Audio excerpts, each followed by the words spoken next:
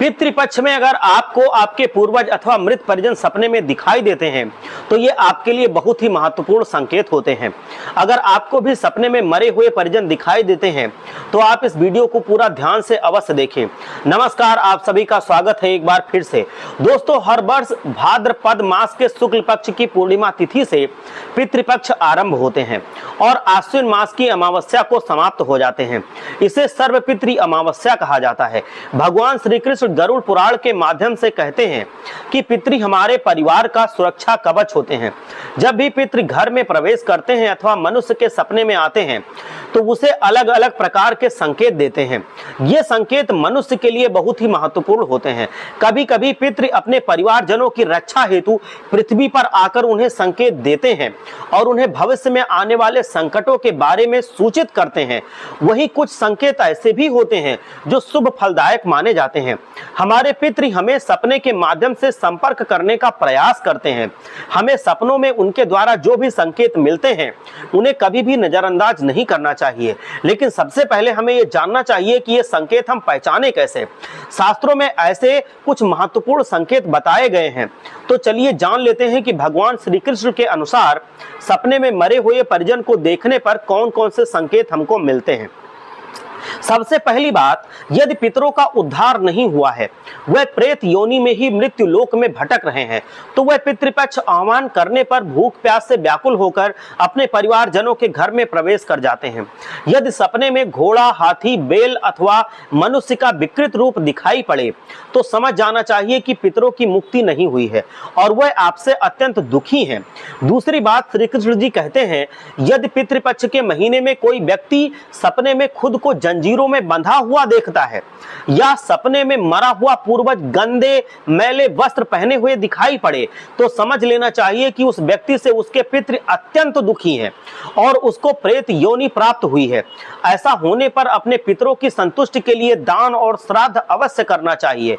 तीसरी बात, भगवान श्री कृष्ण कहते हैं कि यदि पितृपक्ष में महीने में कोई ऐसा सपना आता है जिसमें कोई पशु अथवा जानवर मनुष्य की बाड़ी में बोलता हुआ दिखाई देता है अथवा बैल, गाय आदि प्राणी मनुष्य की तरह बातें करते हुए दिखाई पड़े तो इसका ये मतलब होता है कि आपके परिजन की आत्मा को शांति अभी नहीं मिली है, वो इसी लोक में भटक रहे हैं। अतः उनकी आत्मा की शांति के लिए कुछ उपाय करने चाहिए। अगर सपने में पूर्वज बैल की सवारी करता हुआ दिखाई पड़े तो समझ लेना चाहिए कि पितृ उससे बहुत अधिक नाराज हैं। चौथी बात, पूर्वजों को कुछ मांगते हुए देखना। यदि सपने में आपके मरे हुए परिजन आपसे कुछ मांग रहे हैं तो ऐसे सपने को कभी नजरअंदाज नहीं करना चाहिए।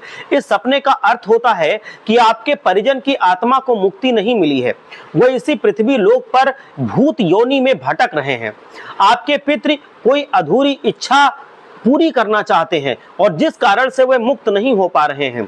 इसके लिए आपको जरूरतमंद लोगों को दान करना चाहिए और अपने परिजन की उस अधूरी इच्छा को सोच विचार कर, समझ कर, याद करके पूरी करना चाहिए।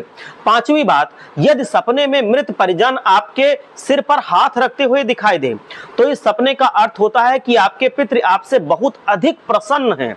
इस सपने को बहुत ही शुभ स्वप्न मानना चाहिए। आपके पूर्वज आपको ये संकेत दे रहे हैं कि आपके जीवन में बहुत कुछ अच्छा होने वाला है और वे सदैव ही आपके साथ खड़े हैं। छठी बात, पूर्वजों का आपकी तरफ हाथ बढ़ाना। दोस्तों, गरुड़ पुराण के अनुसार अगर सपने में आपके पूर्वज आपकी तरफ हाथ बढ़ाते हुए दिखाई दे तो ये एक शुभ स्वप्न होता है। आपके पूर्वज इस स्वप्न के माध्यम से आपको ये संकेत दे रहे होते हैं कि आप जो भी कार्य कर रहे हैं उससे वे बहुत ही अधिक संतुष्ट हैं और उस कार्य में आपको अवश्य ही सफलता मिलेगी। वो उस कार्य में खुद हाथ बटाना चाहते हैं। सातवीं बात, पूर्वजों का अचानक से अदृश्य हो जाना। अगर सपने में आपको आपके पूर्वज दिखाई दें और वह अचानक से अदृश्य हो जाएं तो ये एक अशुभ स्वप्न माना जाता है। आपके पूर्वज ये संकेत दे रहे हैं कि आने वाले समय में आपके ऊपर कोई संकट आने वाला है, अतः आपको सावधान हो जाना चाहिए। आठवीं बात, सपने में पूर्वजों को क्रोध करते हुए देखना। अगर सपने में आपको आपके पूर्वज क्रोधित अवस्था में दिखाई दें तो समझ जाना चाहिए कि आपके पूर्वज आपसे नाराज हैं, खफा हैं। आप जो भी कार्य कर रहे हैं उससे वो संतुष्ट नहीं है, उससे नुकसान हो सकता है और वह आपको उस कार्य को ना करने की सलाह दे रहे हैं। नवीं बात, आप सपने में अपने पूर्वजों को अगर रोते हुए देखते हैं, अगर सपने में आप पूर्वजों को रोते हुए देखते हैं तो ये भी अशुभ संकेत माना जाता है। आपके जीवन में कोई बड़ी विपदा आने वाली है, ये वो संकेत दे रहे हैं। आप अपने पूर्वजों को उस विपदा को देखकर दुखी हो रहे हैं और आपको पहले से ही उस संकट के बारे में वो सूचित कर रहे हैं। 10वीं बात, यदि सपने में आपके पूर्वज स्वस्थ दिखाई देते हैं, उनके मुखमंडल पर तेज दिखाई देता है, वो काफी प्रफुल्लित आनंदित होते हैं, उनके वस्त्र चमकीले और सफेद रंग के होते हैं, तो आपके पितरों की मुक्ति मिल चुकी है। ऐसा समझना चाहिए। अगर सपने में आपके पूर्वज दूर आकाश में बादलों पर बैठे हुए दिखाई दें तो एक अत्यंत ही शुभ संकेत होता है। आपके पितृ आपसे अत्यंत प्रसन्न होते हैं और वो आपको आशीर्वाद दे रहे हैं।